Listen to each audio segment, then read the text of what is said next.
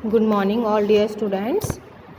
Yesterday, we read about main features of neolithic age. यानी Neolithic age में हमारे जो मेन फीचर्स थे कि जैसे कि इन्वेंशन ऑफ द व्हील, है ना, domestication of animals, cultivation of plant, settling in villages, extended uses of fire, poetry etcetera, and how to man became a agriculturist. तो today we will learn invention of the wheel, कि किस तरह से जो early man था उसने wheel का invention किया और उसके क्या क्या यूजेस हुए। Another very important discovery of the period was invention of wheel. यानी इस पीरियड में सबसे इम्पोर्टेंट जो डिस्कवरी थी वो क्या थी? व्हील की थी, यानी पहिए का आविष्कार। Which made life much easier in a number of veg. यानी डिस्कवरी ऑफ व्हील ने मैन की लाइफ को बहुत ज़्यादा ईजी बना दिया। Now man could make a cart. अब जो मैन था वो कार्ट बना सकता था। कार्ट यानी गाड़ी। Which was drawn by tamed animal and more people could travel easily from one place to another.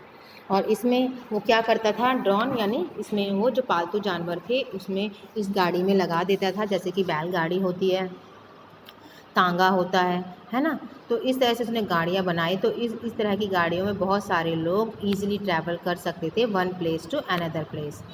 Wheel also have to move heavy loads. और जो व्हील था वो हैवी लोड्स को भी उठाने में हेल्प करता था। The use of wheel improve the art of pottery. The जो व्हील था उसने क्या? आर्ट ऑफ पोट्री में भी इम्प्रूव किया, है ना। आर्ट ऑफ पोट्री यानी जो मिट्टी के बर्तन थे उसको बनाने में भी इम्प्रूव किया। The man could now travel faster. अब जो मैन था वो बहुत जल्दी अपने ट्रैवलिंग कर सकता था और उसका जो ट्रांसपोर्ट का जो काम था वो भी हो सकता था। जैसे कि सरप्लस प्रोडक्ट्स, यानी जो अपने जैसे खेती उगाने, जैसे उसने भोजन उगाना सीख लिया, उसने गेहूँ उगाना सीखा, गेहूँ जो उगाता था उसका जो सरप्लस होता है, जो बचा हुआ जो अनाज है उसको वो अदर गांव में भी, अनदर विलेज में भी बेच सकता था ताकि वो पैसे कमा सके। और पहले समय में पैसे तो नहीं होते थे, तो क्या चीज़ मिलती थी हमें? चीज़ के बदले चीज़ मिलती थी। अब नेक्स्ट है एक्सटेंडेड यूजेज ऑफ फायर। पहले देखिए हमने लास्ट उसमें देखा था कि मेसोलिथिक एज में जो मैन था उसने फायर का इन्वेंशन किया। अब न्यूलिथिक एज में क्या है, जो मैन है उसने फायर का कैसे यूज़ किया वो देखते हैं। At this time the use of fire was further extended. यानी इस टाइम में जो फायर थी वो एक्सटेंड हुई, यानी उसका यूज़ किया गया अलग अलग तरीक़ों से। It serve the purpose of cooking food of different varieties. यानी फायर का यूज़ उसने डिफरेंट वेराइटीज़ के फूड्स को कुक करने के लिए किया, यानी भोजन बनाने के लिए किया। पहले वो कच्चा भोजन खाता था, है ना, अब वो पकाकर खाता था। Man had by now learn to make earthen pots. और इस तरह से उसने मिट्टी के बर्तन बनाना भी सीख लिया। अब आप कहोगे कि मिट्टी के बर्तन तो पहिए के आविष्कार से बने, लेकिन अब इन बर्तनों को, these earthen pots were heated to a certain degree. अब इन बर्तनों को हार्ड बनाने के लिए वो क्या करता था, यानी ताकि ये मिट्टी के बर्तन टूटे नहीं, इनको एक सर्टेन डिग्री पर उनको हीट करते थे। हीट करने से क्या होते हैं, जो मिट्टी के बर्तन हैं वो हार्ड हो जाते हैं। और हार्ड होने के बाद क्या, किस लिए बनाए थे इन्होंने? ताकि वो अपने फूड को उसमें स्टोर करके रख सकें काफ़ी समय तक, है ना। He also learn to make a small fire in an earthen dish. और जैसे कि हम चूल्हे पे गैस पर खाना बनाते हैं, तो इस तरह से उसने एक स्मॉल फायर अर्थन डिश भी बनाना सीख लिया। जैसे कि चूल्हे टाइप में स्मॉल फायर का यूज़ करके उसने मिट्टी के बर्तन में ही डिश बनाना सीख लिया। The first lamp to bring a bit of light. एक पहली लैम्प से एक छोटे थोड़ा सा जो है लाइट और वार्म उनके डार्क होम्स में क्या करते थे? उजाला ला देते थे। यानी अब उसने फायर का यूज़ कैसे किया? लाइट लाने के लिए भी। तो लाइट लाने के लिए यानी रोशनी करने के लिए भी उसने फायर का यूज़ किया।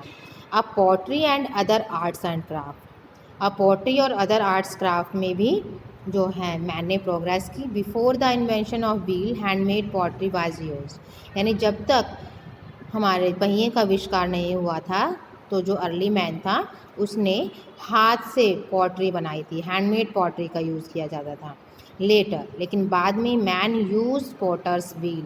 बाद में मैन ने पोटर्स व्हील का यूज़ किया, क्या करने के लिए, पोट्स बनाने के लिए, यानी मिट्टी के बर्तन बनाने के लिए। He choose different kinds of clay for making vessels, इसके लिए उसने अलग अलग तरह की क्ले यानी मिट्टी का यूज़ किया। They painted on these clay vessels, और जब वो मिट्टी के बर्तन बना लेता था तो उनको डिफरेंट चीज़ों से उनको पेंट करता था, जैसे figures of leaves and flowers और लीव्स से कलर बनाकर उसको पेंट भी वो करता था। Next, man now learn to weave coarse cotton and woollen cloth. धीरे धीरे अर्ली मैन ने क्या सीख लिया, कपड़े बनाना, है ना। व्यू मतलब बुनना, कॉटन यानी रुई से, एंड वुलन क्लॉथ बनाना सीख लिया। He shape fine needles and combs from bones of animals and ivory. अब इसने क्या किया, नीडल्स क्या होती है, सुई। अब कपड़ा कैसे बुना जाएगा, बिना सुइयों के तो नहीं बनाया जाएगा, तो उसने नीडल्स, जो हम कहते हैं सुइयाँ या सलाई जिनसे कपड़ा बुनते हैं, कॉम्स, ये सब किससे बनाए, जानवरों की हड्डियों से और उनके सींगों से, ये डिफरेंट चीज़ बनाई। He could also weave cane baskets, और इस तरह से उसने बास्केट बनाना भी सीख लिया। ही मेड एरोज एंड बोज, उसने धनुष बाण बनाना भी सीख लिया, किस लिए, जानवरों को मारने के लिए। ये पहले भी उसने बनाए थे, लेकिन अब इनके जो टूल्स में थे वो इम्प्रूवमेंट हुए। Besides the craft of carpentry, यानी कारपेंट्री को छोड़कर spinning and weaving, dyeing, stone cutting, polishing, drawing and painting were known to him. यानी अब इसको सिर्फ कारपेंट्री का काम नहीं आता था। कारपेंट्री क्या होती है, जो हम लकड़ी से सामान बनाते हैं, इसको छोड़कर उसने सब कुछ बनाना सीख लिया था। पत्थरों से स्पिनिंग यानी कपड़ा बनाना, धागा बनाना, ये सब उसने सीख लिया था। तो अब देखते हैं कि हमारा जो नीलोथिक एज में क्या क्या हुआ। अब हम कैल्कोलिथिक एज चलते हैं। कैल्कोलिथिक एज में क्या जो अर्ली मैन था उसने अब हम पढ़ते हैं कैल्कोलिथिक एज। इस कैल्कोलिथिक एज में जिसे हम कहते हैं ताम्र युग में, यानी इस जो ये कैल्कोलिथिक एज थी, इसमें जो मैन था, अर्ली मैन, उसने मेटल्स का डिस्कवर किया, यानी जो धातु थी इसकी खोज की, जैसे कि तांबा, है ना, पीतल, चांदी, ये क्या होते हैं, मेटल्स होते हैं, तो इनका इन्होंने डिस्कवरी किया। पहले वो क्या किस चीज़ का यूज़ करता था, स्टोन्स का, अब उसने मेटल्स का यूज़ करना सीखा। While clearing forest, neolithic man discovered metals. Clearing forest यानी जैसे जैसे उसने जंगल को साफ़ करना सीख लिया, यानी पेड़ पौधों को काटना सीख लिया, उसने मेटल्स का भी डिस्कवर किया। The discovery of metals also brought about many changes in the modes of living. तो मेटल की जब डिस्कवरी हुई तो इसने मैन की लाइफ में एक अलग तरह का ही चेंज ला दिए। मेटल एक्स, जैसे कि कुल्हाड़ी हो गई, made easier to fell down trees and clear forest, यानी मेटल के जो एक्स थे, यानी मेटल की जो कुल्हाड़ी थी, उसको काटने में बहुत आसानी हुई उससे। Knifes tools made from metal were sharp, और मेटल से बनाए गए जितने भी नाइफ्स थे वो बहुत क्या होते थे, शार्प होते थे, और इनको ईजिली हैंडल भी कर लिया जाता था। Copper was the first metal to be discovered. Early man ने जो सबसे पहला मेटल डिस्कवर किया था वो था कॉपर यानी तांबा। Later copper was mixed with zinc to get bronze. अब क्या है कि धीरे धीरे ये कॉपर जिंक के साथ मिक्स होकर ब्रॉन्ज बन गया। Bronze was used in the number of ways, और ब्रॉन्ज भी बहुत सी चीज़ों में यूज़ होने लगा। Improvement tools, the neolithic man greatly improve his tool. जो नीलोथिक मैन था उसने अपने टूल्स में इम्प्रूवमेंट किए, अपने वेपन्स हथियारों में इम्प्रूवमेंट किए। There tools and weapons were steel made of stone. उनके जो टूल्स और जो वेपन्स थे वो स्टोन के बने हुए थे, but now they were far better and efficient. अब ये बेटर थे पहले वाले से। As they polish them they could last longer. अब वो बेटर थे, बेटर एफिशिएंट थे। Apart from hunting they use these tools for other purpose. अब हंटिंग के लिए और दूसरे पर्पस के लिए इन टूल्स का यूज़ होने लगा। Stone axes with wooden handles were are remarkable, यानी स्टोन एक्सेस जिनका वुडन हैंडल था, यानी लकड़ी का जिसमें हैंडल बनाया गया था, वो बहुत ही रिमार्केबल एग्जाम्पल था। रिमार्केबल यानी याद रखने वाला उदाहरण था। They developed stone and use axes, sickles, bows and arrows. उन्होंने क्या किया, स्टोन से एक्सेस का यूज़ किया, सिकल्स जिसे हम दराती कहते हैं, बॉज एंड एरोज धनुष बाण कहते हैं। These tools were use in the field of agriculture. ये सारे टूल्स एग्रीकल्चर की फील्ड में यूज़ हुए।